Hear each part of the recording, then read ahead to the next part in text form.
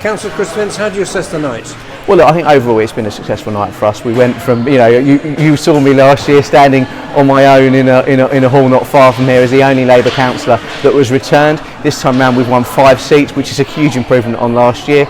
It's obviously disappointing for us to lose some really experienced councillor in Maggie Hallcourt, someone who's been and I want to really pay tribute to her and the work she's done, not just in terms of the politics, but as you know, in terms of her civic duties as chair and vice chair over the years. So it's disappointing from a personal point of view, but politically, to go from only winning 1 seat last time to winning 5 seats, is a huge improvement. It shows we're back in the game. We also came very close to a lot of other seats. We only lost Bush Fair by 4 votes, which is disappointing not to win, but it shows how close we are.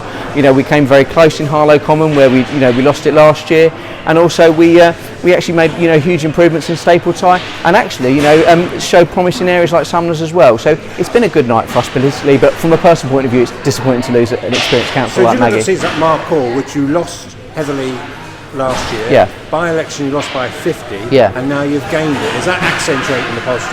Well, absolutely. It shows that we, how far we've moved forward. Ultimately, this year for me as leader of the group has been a rebuilding process. We lost. To lose every seat but 1 last year was, came as a bit of a shock, as and it was a huge disappointment for us. So to go from that to winning 5 seats this time round, to hold the amount of councillors we've got, it's a real positive, for next year where we go again and we make sure that we hold the seats we've got and potentially make gains. Do you think people, I don't know who these people are, would have expected with the present climate, Boris Johnson, cost of living crisis, for you to have done much better?